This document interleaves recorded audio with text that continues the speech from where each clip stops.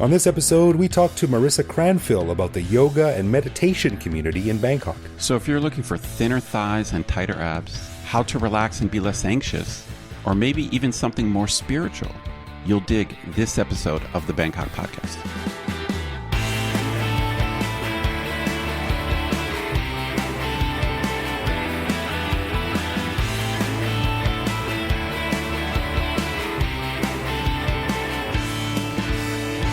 Sawadee krap and welcome to the Bangkok Podcast. My name is Greg Jorgensen, a Canadian who came to Thailand in 2001 seeking the answer to life, the universe, and everything, and found 42 reasons why that's nearly impossible. And I'm Ed Knuth, an American who came to Thailand on a one-year teaching contract 17 years ago, fell in love with the sights, sounds, and questionable smells of Sukhumvit Road, and never left. Ooh, nice one. Before we start, a huge thanks to all of our patrons who support the show. For more info on how you can become a patron, just head to the support page on BangkokPodcast.com. Yeah, and of course, one of the cool things our patrons get is an unscripted, uncensored bonus episode that we record every single week, completely different from this one where we talk about all kinds of crazy stuff.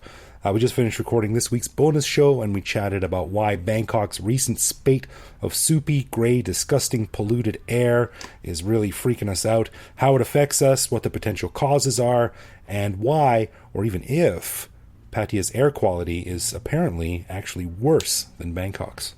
Weird, yeah. So before we get into the main topic, I just want to say a real quick Happy New Year to everyone and welcome to 2019. Ed, did you ever think you'd be living through 2019? I mean, when I was a kid, that seemed like such a far-off date, like you couldn't even contemplate it. But now it's nearly 2020. Yeah, that's right. You know, it's always freaky how you and I are both movie people, and it's always fascinating how you have these movies that came out in the 60s or 70s or 80s, and they contemplated some time in the distant future, and here we are, you're like either at that time or even beyond those crazy years that they were contemplating. Right, like a Back to the Future Part 2 when they went to 2015, which is 4 years ago now. Right. You know, and it was just ridiculously off.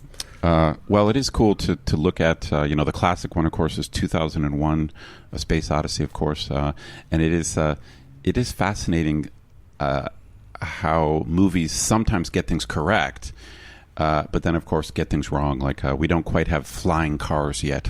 If we did, it'll get us above all the pollution that we talked about in the bonus show. That's right. I'm sure flying cars are coming. I'm sure it's the next thing on Elon Musk's agenda. Yeah, it'll be a Tesla Air or something like that. No doubt. Anyway, on this episode, I interview Marisa Cranfill, who, if you're a long-time listener, you may remember that she was a guest in Season 1, discussing her expertise in Thai spirit houses. And this time, as a returning guest, she discusses meditation and yoga in Bangkok and Thailand.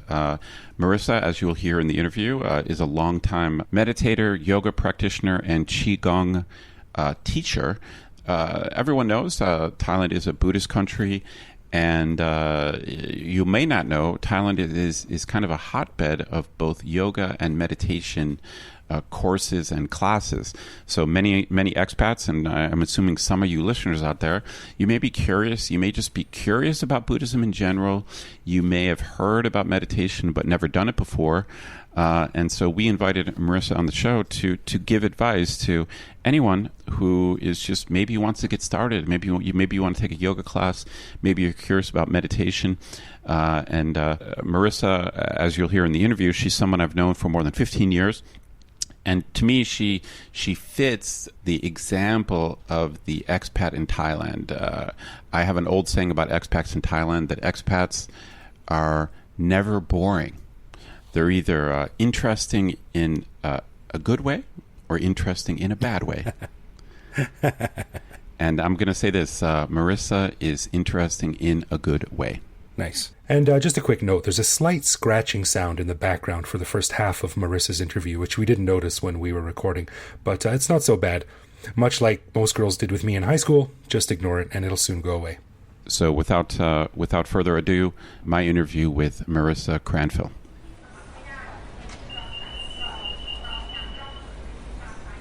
All right. Welcome to the Bangkok podcast. I am very happy to welcome to the podcast, or actually should say, welcome her to the podcast again. Marisa Cranfill is on the podcast for the second time. Believe it or not, she was a season 1 guest.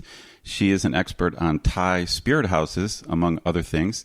And she was a guest on episode 61 of several years ago. So please check that out. Today, Marisa is on the show to talk about meditation and yoga and qigong in Thailand. So I'll briefly mention how I met Marisa. So, God, it was a long time ago. Yeah. It was probably 2003, something like that. So I met her at my yoga studio, and we kind of stayed in contact though for more than 10 years now. 15 years. Was that yoga studio the Elements at Patpong or Chitlom? In Patpong. Yeah, the early days of Yoga Elements believe it or not, there was a very good yoga studio in Patpong, and that's where I met Marisa. But let's have Marisa introduce herself. So Marisa, why don't you tell your story? Well, how I got started in all this meditation and yoga and qigong, it goes back, of course, to childhood, like most everything does. I grew up in San Diego, California, and I lived on the ocean. So my mom and dad got a condo right overlooking the Pacific Ocean, which I was very lucky to be able to see the sun setting every day. And I knew as a child that there was some energy. I could feel this energy coming from the sunlight sparkling on the water. And there's immense power from this vast Pacific Ocean. And I wanted to connect to it, but I didn't know how. And I just would stare. I tried, as I got older, getting books on meditation and learning. But back then, it didn't seem so easy to access these things. I took yoga classes in high school and trying to access. But it wasn't until I first went to Thailand when I was 12 years old with my mother that I really got a taste of the possibility. My mom is a fashion designer, and she started a Thai silk business when I was young. And my dad helped her put together a business plan and put her on an airplane, and she took me with her. And we came to Bangkok to find the silk factory that we still use today.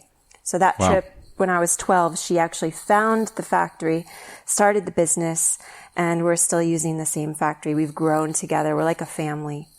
So on that trip, I saw the Buddha for the first time in my life. And my mom bought a bunch of Buddhas, and we came back and she started filling the house with these Buddhas. So I grew up with this kind of taste or vision of this enlightenment, symbol around me with this interest. But what happened on that trip when I was 12, my father got ill while we were in Thailand. And when we came back, he had a stroke and died 3 days later. So I remember the night. It was the middle of the night he had the stroke. So ambulance came, paramedics in the house, and he died. I never got to say goodbye. So this hit me hard, and I became even more obsessed with death and what happens when we die and getting... So were you, just out of curiosity, was your family religious at all? Like, were you raised Christian, or did you have any religious formal? No. Not religious at all. And that's why in the beginning, I would stare out at the ocean, but I had no training, no belief in God or anything to really tap into it. Of course, my mom's side's Catholic, but she's wasn't a very practicing Catholic, but very open-minded parents, open to all things, wanted me to choose my way and find my way. So after he passed away, I was 12, and that's what really threw me into this quest. And by the time I turned 18, I knew I wanted to study abroad and in Asia because of my earlier experiences. And I found a program through Long Island University that we could study abroad. So I went to Japan, India, Israel, and finally China. And that's where I learned Qigong. So I was at Zhejiang Daxue, which is a university in Hangzhou. And I decided to take Tai Chi Chuan as an elective class after school. A lot of the foreigners were taking it. And I knew what Tai Chi Chuan was because Tai Chi is kind of popular in America. And so we started taking this class, and one day nobody showed up to class except for me. So it was just me and this old Chinese master on the playing field at the university. And he said to me, do you want to learn Qigong? Because nobody's here to do the Tai Chi. And Tai Chi is kind of like a group activity. And I said, well, what's Qigong? I didn't know.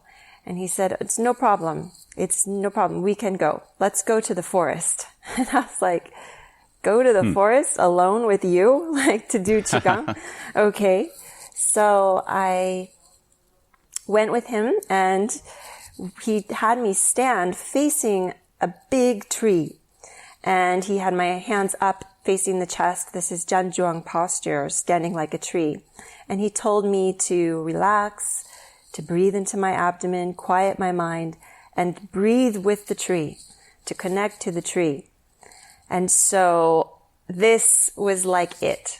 I was like, wow, this is everything I've ever been looking for, I've ever wanted. It's back to that connecting to the ocean. He was telling me to connect to the tree and connect to nature. And so I was hooked, and I just kept studying Qigong more and more in China. And actually Buddhist studies was my major at that time. And so that was really interesting for me to compare the Chinese Buddhism to the Chinese Taoism, and then come back to Thailand later on and compare with Thai Buddhism. And so that led me into spirit houses and working with shamans. So I've jumped around into all these different aspects of energy medicine is really what all this is to me. So really, in a way, since you then transitioned into yoga, in a way, you've really covered really the three major Eastern traditions, like Hinduism, Buddhism, and Taoism. You've really covered all three bases. Yes.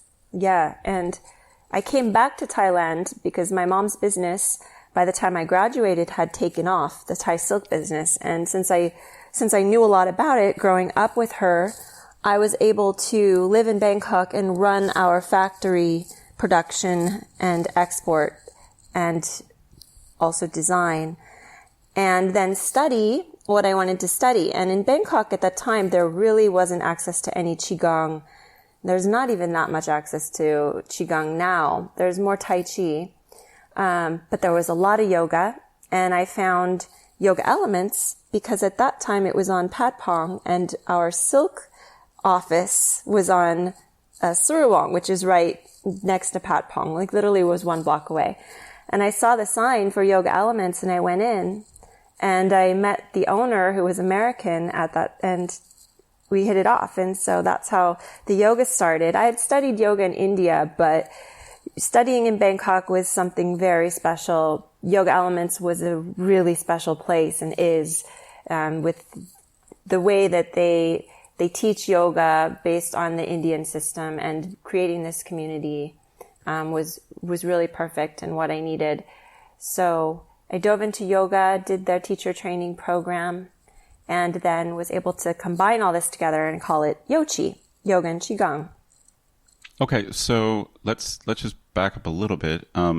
So I met you at Yoga Element Studio, so let's talk about that a little bit. So for our listeners who are just interested in maybe starting yoga in Bangkok, both Marisa and I can recommend Yoga Elements Studio, or YES. It still exists. Now it is located on Sukhumvit around Soi 15, and it's just an awesome yoga studio. And in the past, it has been awarded, I believe, the best yoga studio in all of Asia, which is a pretty amazing accolade. And the owner of the studio is a mutual friend of Marisa and I's, a guy named Adrian Cox. And so Adrian was my original yoga teacher, and of course taught Marisa. And he's the senior instructor. Although recently, in the last year, he's actually left Thailand. The studio is still intact, and it's got a cadre of excellent teachers. So I suppose the first piece of advice Marisa and I have is check out Yoga Element Studio. Yeah. So we both like Yoga Elements Studio, but there's a lot of different types of yoga out there. And primarily Yoga Elements teaches Ashtanga Vinyasa yoga. Marisa, do you want to tell our listeners a little bit about different styles of yoga or why you like Ashtanga? Well, Ashtanga is a specific series of yoga movements created by Patabi Joyce. And it's wonderful. It has different series and different levels. I honestly don't practice Ashtanga anymore in my practice because I've combined yoga and Qigong. But Ashtanga is a great foundation practice because it gives you all the basic postures or asana that you need to know. They're like foundation asana to repeat and to master. So I love Ashtanga, but it's not for everyone because if you have past injuries or if you're not very flexible, I'm not saying that you couldn't do it because actually our flexibility can grow over time with practice. That's for sure. I mean, Ashtanga opened me up massively from the day I began to Right, sure. A year or two later, I was completely changed. But for some people, it can be not so easy. And there's other styles of yoga that are more gentle that can suit your body. So you really need to find a kind of yoga that works for your body. And the Vinyasa flow is kind of the modern adaptation of taking Hatha yoga and Ashtanga yoga and creating these flowing sequences that are more gentle and more adaptable for different body types. So those are always a great class to take. You know, as far as Ashtanga goes, it is considered a more physically demanding type of yoga, as you mentioned. But I will say this, if you have a good yoga teacher, they're pretty good at about giving you modifications of poses and you know, starting you out. Like you don't have to be, on the first day, you don't have to be capable of all the poses. So a good teacher, such as Adrian or other teachers at Yoga Elements, they're very good with beginners. So we certainly don't want to scare you away. But it is probably, compared to other styles, it probably is more physically demanding. Yeah, and if you're looking for a good training workout, it's also, and spiritual. I mean, it's super cleansing, purifying, and detoxifying for the body, and really puts you in a state of balance and high energy. When you leave, you feel good and grounded. You know, you have to trust your body. Yes, a lot of the tensions we hold are just habitual and unconscious habitual tension, unnecessary tension. And once we work through that and let it go and release it, a whole area of the body can unlock, unfreeze, and open up. And it's amazing. Yeah. Right. So let's talk a little bit about meditation. So obviously meditation is a component of yoga. Ashtanga, if I remember correctly, just means something like 8 limbs. And, you know, a lot of those limbs have to do with mental training or breath control.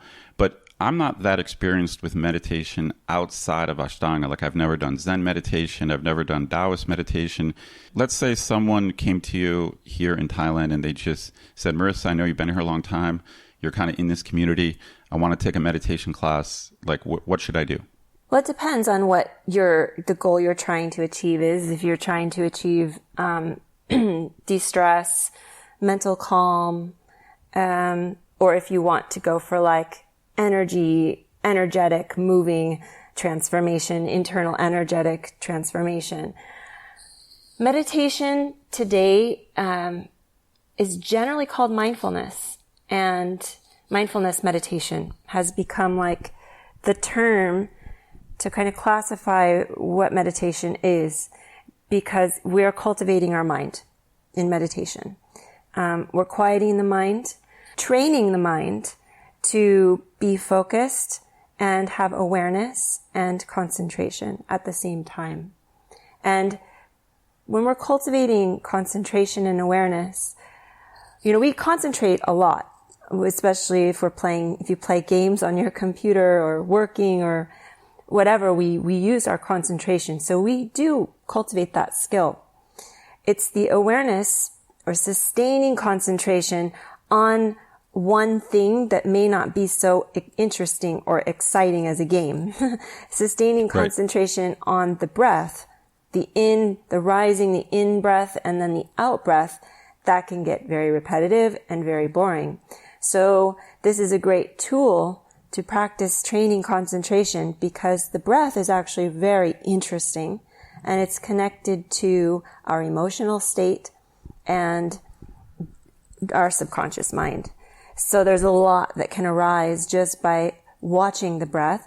And usually for a beginner, the first thing that happens is the mind will begin to start to wander away from the breath and start thinking about the past or about the future.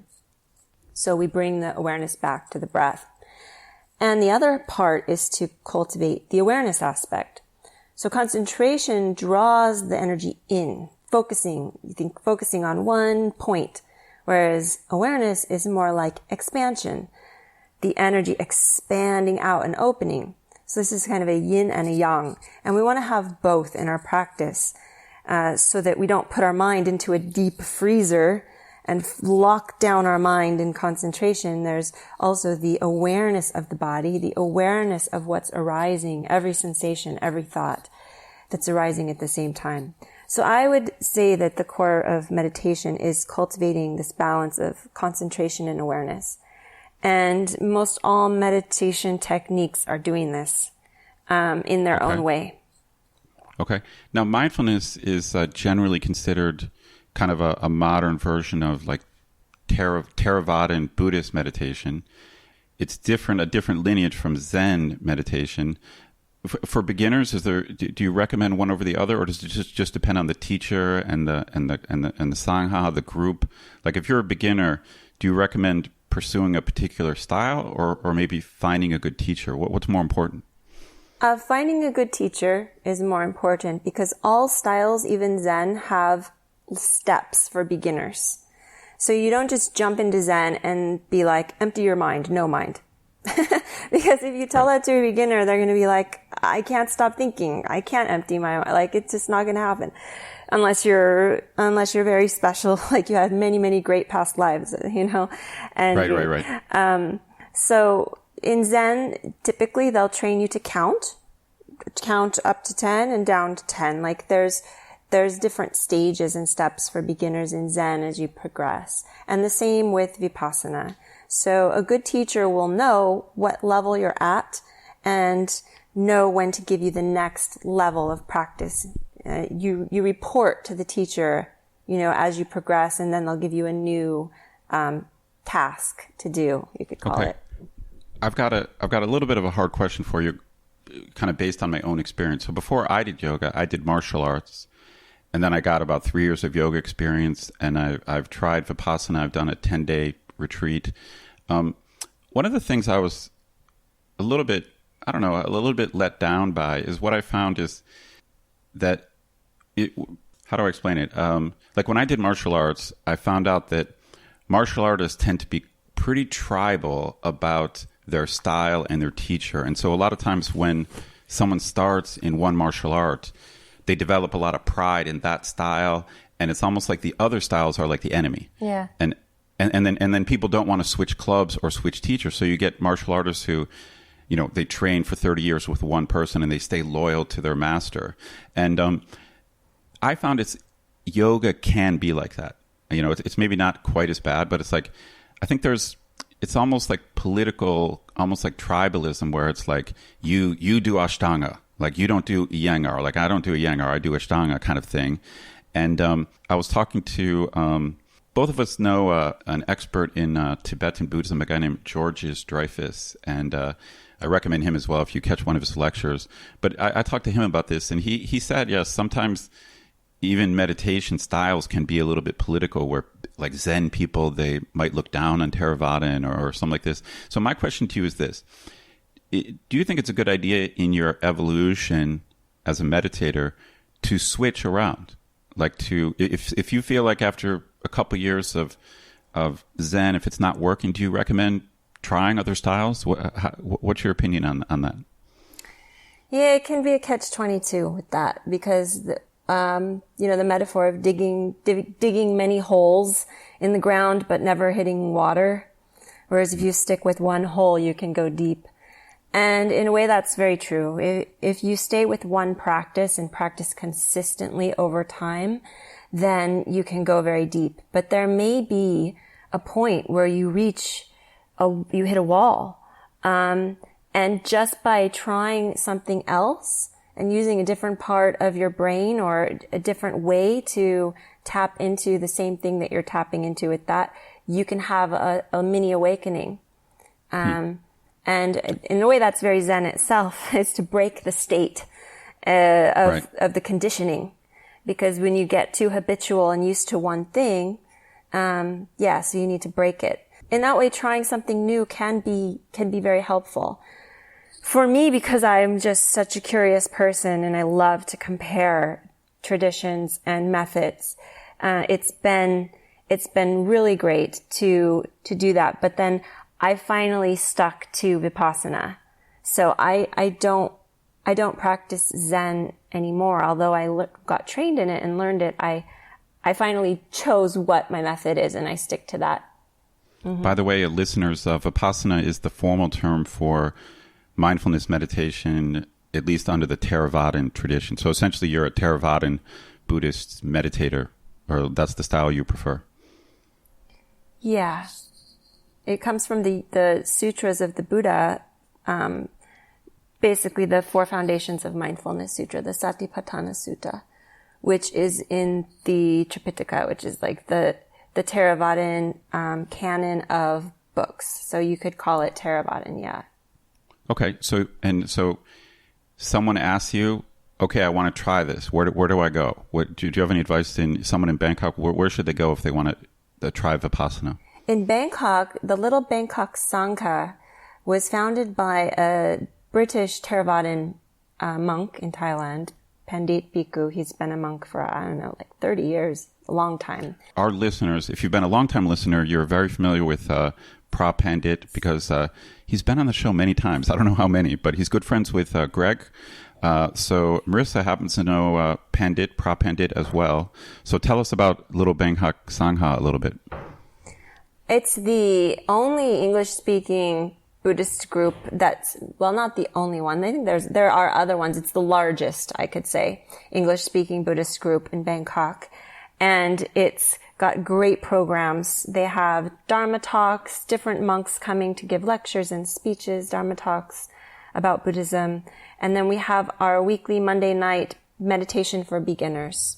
So sometimes I teach that, and I teach Qigong and the meditation for beginners. And when I'm not here, other teachers are teaching it, and sometimes Pandit will teach it also. So that's every Monday night, and that's in Rajana Dhamma Foundation, which is in Sukhumvit. So you take the Asok MRT. It's like Sukhumvit 31. Yeah, I will, just so our listeners know, I will include links on the Bangkok podcast page. So I'll have links to Yoga Element Studio, Little Bangkok Sangha, and basically anything Marisa mentions. I'll have some links so people can get directions and check it out. So in short, Little Bangkok Sangha, it's Sangha,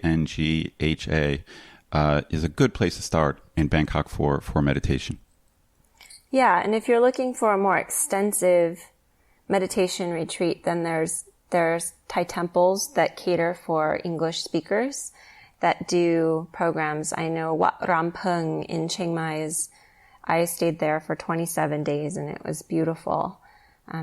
That's a good one. And there are others too. Let's then circle back to Qigong. So maybe just tell our listeners what Qigong is. I think most people have heard of Tai Chi, but many people might not even have heard of Qigong. Qigong, Qi means life force energy, and Gong means skill or work. So it's being skilled at working with your life force energy. And why would we want to be skilled at working with our energy? Well, when we understand and feel our energy, then we can be an active participant in the state of our energy, in the state of our health, our wellness, our well-being, and our happiness, as well as our spiritual cultivation. So Qigong is connected to everything in China. It's like Chinese medicine, based on Chinese medicine principles, but it's also very Taoist. So it has this mystical, spiritual, internal alchemy form of Qigong, which is actually called Nei Gong. Nei meaning inside, Gong meaning skill. So being skilled at working with your internal energy for spiritual awakening. So Qigong can be used for health, for nourishing your energy and living a longer, healthier life, for healing an illness, preventing an illness, or it can be cultivated for spiritual growth. Mm-hmm. Okay. But Qigong practice includes breathing exercise, but postures as well? It's like Chinese yoga. So yes, it's posture, it's stretching, it's flowing, it's breathing. The difference between Qigong and yoga as far as the physical movements is Qigong emphasizes flow and repetitive flow. So we take one flow. Let's just imagine your hands rising out to the sides above the head and then palms pressing down in front of the body. And then do that again over and over again. And with each time you do this, the energy is generating more and more and more. It's growing through these progressive loops. And in yoga, we also build up the tapas, the heat, the energy through the flow, through the movement. But in Qigong, the movements are more circular, more round, and there's this big principle on relaxation. So do not extend the joints completely straight. There's like this stiffness that you find in yoga and this really stiff engaging of the muscles. There's less of that in Qigong. So it's kind of, Qigong is kind of softer and more flowing. Yes, much softer. Right. And you're moving from the inside rather than from muscular force. You're using intention. And the advanced Qigong, we just stay still and you don't move at all. Maybe you hold a posture and you circulate the energy inside. So essentially it's a form of moving meditation that kind of transitions into something almost like purely meditative. Right. And we're working with meridians. So this is going back to Chinese medicine. And when we work with the meridians, we are effectively healing the organs, cleansing the organs, and sending more energy to the organs. Okay. So, but there is a tradition of like traditional Qigong, which you studied, mm-hmm. but then you went and studied yoga and meditation, and then you essentially kind of adapted it to kind of your own style. So can you talk about what you evolved into? With Yochi, I love from yoga, I love the Surya Namaskars, the sun salutations aspect of it, of these prostrations. Because the prostrations and the upward dog and the downward dog, this is what for me was missing in Qigong. So I combined the vinyasa flow of yoga with the roundness and the softness of Qigong. And it's actually becoming more and more popular now. It's called yin-yang yoga. You can even find it at yoga studios around the world now on the schedules as a class, yin-yang yoga. Okay. And so what I've done is I'm kind of standardizing and creating these sequences based on the 5 elements that integrate the yoga and the Qigong together, and then finishing with meditation or some kind of standing meditation posture to build up the energy. Okay, so in a way, I don't want to put it in a box or anything, but in a way, it sounds like what you've done is taken yoga principles and maybe combine them with Taoist principles. Is that roughly kind of accurate? I'm more Taoist in all the principles that I follow. I mean, there could be a whole book, which would be really interesting, to compare the Yoga Sutras of Patanjali and what he says with the principles of Qigong. Because Patanjali says that asanam stiram sukham, the asana should be comfortable. Right. And they should all be comfortable. So there shouldn't be pain. And to reach this level of pleasure and comfort and ease in an asana, a yoga posture, you need to be relaxed. And a lot of modern yoga, the postures are complex, and they certainly can be painful in most modern yoga. And some teachers teach yoga like boot camp. And it's like, right. Push through it. You can do it. Keep going. Whereas that's the opposite of what we're trying to achieve by going with the flow and tapping into nature and the way nature expresses itself rather than using willpower to push through. And so, yeah. Gotcha. So just to be clear to our listeners, if you're new to Asia or if you're new to Eastern philosophy, it's kind of important to remember that India has its own super long history, and then China separately has its own super long history. And even though in the West we might look at them and say, "Oh, it's Asian," actually they're completely separate traditions. And many people only have experience maybe doing yoga or studying Hindu meditation, and other people do Chinese stuff. So I think the value of what you're doing is you're really integrating ideas from both traditions. Yeah, and there's so many different ways of Hinduism. Like Hatha yoga, using the body as the vehicle, is only one of the paths of yoga in Hindu way. And so that's become the popular way because Westerners are so body oriented. And we took to that real quick. But of course there's bhakti yoga, there's jnana yoga, there's other kinds of yogas.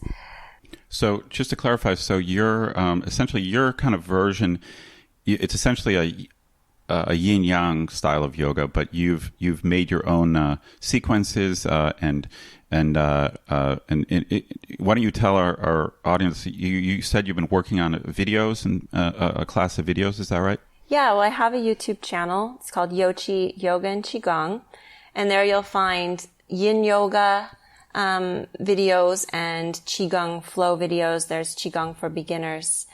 And then I also have beginners practices and advanced practices in there.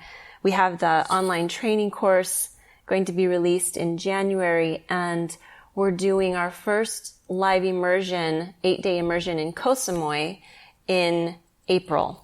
So the first week of April. Yeah. Cool. So, like I said, I will include links, but just to be clear, Yochi is spelled Yoqi. So if you Google that, or if you search for that on YouTube, you can find Marisa's stuff, Marisa's work. So anyway, Marisa, I wanted to thank you for coming back on the podcast. This has been great, and it's kind of amazing that you have this broad experience. And obviously, we didn't even talk about Thai spirit houses, which are a total separate interest of yours.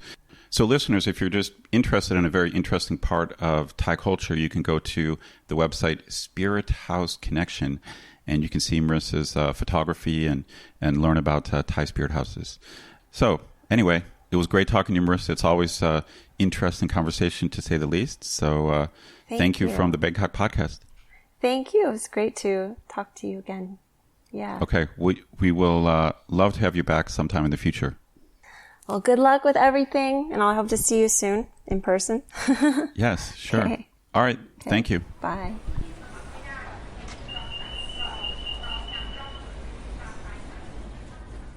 Well, that was really interesting. Obviously, Marisa is extremely experienced. I remember talking to her back in season 1, and she knows, she talked about the spirit houses back then, and she was super, super interesting to talk to because she knows way more than the average person does about that. And this is another instance where she's just really knowledgeable about what she does. It was interesting to hear her talk about sort of like the more spiritual, new agey side of meditation, because one of the things that has sort of kept me out of that is exactly that, and yoga as well. And I have no doubt that both yoga and meditation would be beneficial for me, most notably because I'm fat and out of shape and my back is screwed up. So yoga, everyone I've ever talked to, doctors and yoga people and friends, have said, you got to do yoga, and it's just a time and money thing. And same with meditation, but I just don't know. It just doesn't really click with me. It's just not something I think I would get a lot out of. And I'm probably wrong. I might be wrong, But Well, I don't know. I've just always sort of imposed this mental barrier on myself, which is probably something that meditation can help me get rid of. yeah, I talk, as I mentioned in the interview, I have some experience, and to me, I just think it's genuinely worth something checking out. Like, that's just my take on all of it. Like, I think, and Bangkok is the perfect place to do it. It's like, I think everyone should at least try a meditation class or yoga class, and it may click, it may not click. And as we mentioned in the interview, a lot of times it just depends on finding the right teacher. So I think, unfortunately, what happens is someone goes to take a yoga class and the teacher's not very good, or they don't connect with the teacher, and then they get turned off. Right.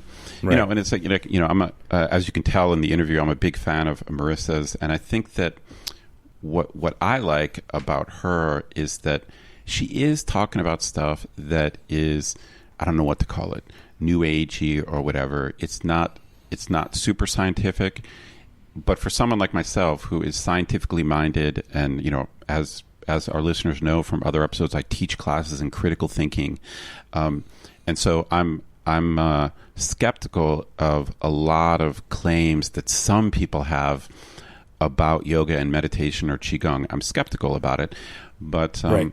Marisa is the perfect antidote to that, because she's not flaky in that if you have a conversation with her, her belief system is very well thought out. And I may not agree with it all, and she and I may disagree, but she's quite rational and can be very persuasive. Like, it's not. I'll say this. She's not superficial. Like, she's not flaky. She's not someone who can't answer questions. Like, she's really thought about this stuff, and she's got decades of experience. So if you're someone who kind of dismisses this stuff out of hand, I think you're making a mistake. And I think Marisa is kind of the antidote, because she's a smart, like, deep thinking person who really thinks there is something to the spiritual aspects of yoga and meditation. Yeah, and that person you're describing is me. I'm extremely critical, bordering on dismissive, which I know is not a good thing about a lot of this sort of more spiritual / new agey side of things. But at the same time, like, I mean, I'm not shitting on anyone. If that works for them, then more power to them. And it's always for me like, oh, yoga, you got to try yoga. Yeah, I'll get to you. I mean, how good can it actually be? And you're talking to someone, and as they're chatting with you, they pick up a 50 satang piece off the floor with their foot and then put it on a bookshelf above your head. Right. With their toes. So you're like, damn. I mean, a lot of people get a lot out of it, and I think it's a detriment. Like, it's a mark against me that I just have never sort of bought into it. I should try it. Yeah, it's tough. It's tough, especially for people who've never done it before. It's tough. As we mentioned in the interview, a lot of people get turned off in the first couple of weeks of yoga practice just because there's a barrier there, and it just comes down to the right teacher. If you have the right teacher. But anyway, I just want to say this to our listeners. I hope you enjoyed that interview, and I realize it's not typical Bangkok podcast fare. And I realized things got a little bit trippy in that interview, but I don't know. I hope, I think Greg would agree with me that one of the goals of the podcast is to explore different avenues, and we want to give you guys something different every week. Hey, man, there's a lot of meditators and a lot of yoga in Bangkok, so it's definitely part of living here. No doubt. Yeah.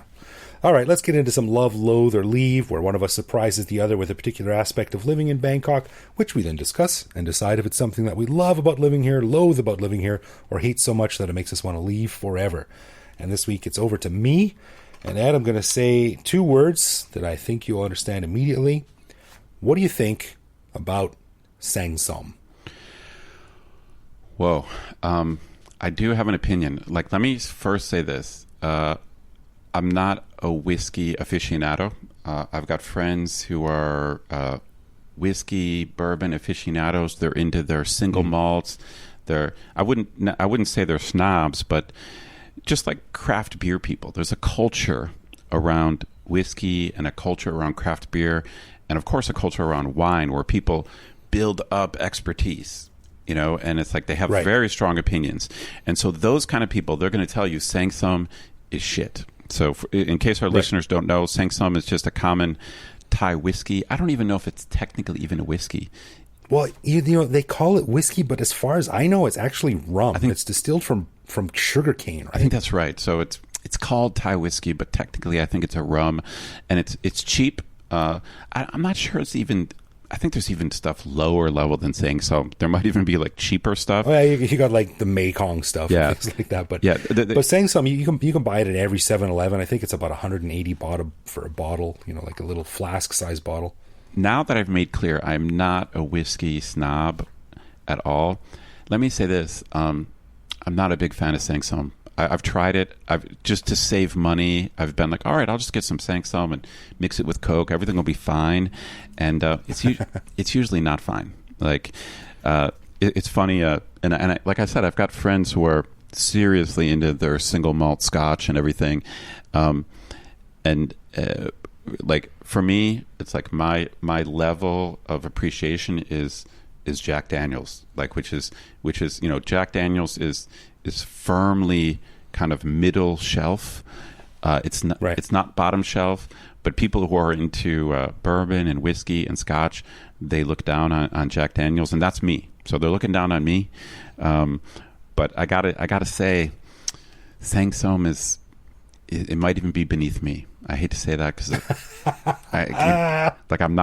I'm really not a snob when it comes to this stuff. You arrogant drinking bastard. Apparently, I do have standards, but when I've tried Sangsum, and you know, I've had it many times over the years, but the only times I have it is if I'm dead broke. You know, that's it. You're like, oh my God, I've got 100 baht in my pocket. You're like, I got to go to the Sangsum, and I need to drink. Well, you know. You haven't eaten today. Yeah, but I got to drink. Yeah, so I got 100 baht. I'll get a bottle of Sangsum. Let me first say, if you've only got 100 baht in your pocket and your first bottle or your first purchase is a bottle of Sangsum, you need to realign your priorities, my friend. Well, it's not quite that bad. It's more like when you have a budget. You know, when you've got a Friday night budget, and you know, you want to have a drink, and you realize that you really can't afford, you know, even something decent. I don't know. You know, it's.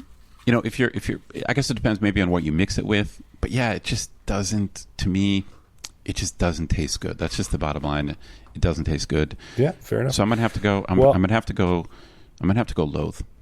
All right, fair enough. Well, I have a funny story about it real quickly. About 6 months before I came to Thailand, in 2001, a friend of mine came from Canada. He came to Thailand first on a vacation, and he brought back a bottle of Sangsum. And I'd never heard of it. I didn't know anything about anything in Thailand, and I'd never heard of anything related to whiskey, or I wasn't never been a big drinker. And we tried some, and it was like angels crying on your tongue, as Paul Hogan used to say. We loved it. All of us were like, damn, these Thais know their gourmet whiskey. And we thought it was just the dog's bollocks. We thought it was the best thing ever. It was so delicious. And I still love it. I've never been I'm not aficionado. I don't drink a lot. I do really like Jack Daniels, but I'm certainly happy with a bottle of Sangsum and some Cokes. That is fascinating. Yeah, I love it. That's fascinating. I mean, it does show you that to some extent this stuff is subjective. Like I have no idea what you're talking about. Like when you say like, wow, it tastes so good, I have no idea what you're talking about, because when I try it, I'm like, I don't like it. I don't get it. And again, I'm not a snob. I just don't like it, and I've never liked it. But this reminds me of years ago. I was involved in a beer tasting, a blind beer tasting, Right. And it was this was not craft beers, but it was like all the beers on sale in Bangkok. So it included stuff like Sing and Chang and Asahi and San Miguel Light, and it was a blind testing of all the beers on sale in Thailand. And Right. when we revealed the winner, if I remember correctly, I think the beer that finished in first place was like Asahi, but the second place beer was Beer Chang. Really? Yeah. So like there were many more expensive beers, but when we didn't know what beer we were drinking, Chang came out ahead. So you're like, maybe Sangsum is not as bad as its reputation. Like, I've never drank it blind. Maybe if I didn't know what I was drinking, Sangsum wouldn't be so bad. Yeah, maybe. I mean, But, that being said, I could probably eat like $100 filet mignon steak and go like, yeah, it's pretty good. I mean, it's no Burger King Whopper, but it's pretty good. So, maybe my tastes are skewed totally anyway. So, anyway, I love it. So, if you're a Sangsum drinker, then more power to you. If you're not, more power to you. There's lots of choice out there. We're going to have to disagree on that one. Okay, before we sign off, a special thanks to all of our patrons who are listening. As everyone knows, we don't run ads, we don't have sponsors, and we really do appreciate the support we get from our patrons. To learn more, hit the support tab on BangkokPodcast.com. If you want to get in touch with us, it's easy. Just Google Bangkok Podcast, or on any social media platform, just go to Bangkok Podcast, BangkokPodcast.com on the web, or simply BangkokPodcast@gmail.com. We're very nice. We always write back. And you can also find us online, where we post each episode and carry on conversations with our listeners.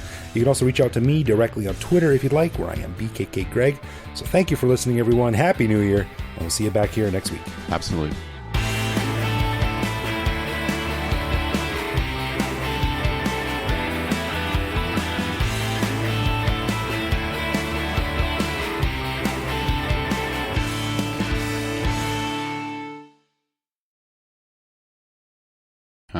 And I met Knuth, an American who came to Thailand on a 1-year teaching contract 17 years ago, fell in love with coughing up black smoke. Actually, that doesn't work. And I met Knuth, an American who came to Thailand on a 1-year teaching contract 17 years ago, fell in love with... I want to say... fell in love with the black... No, fell in love with... Fell in love with hacking up black loogies.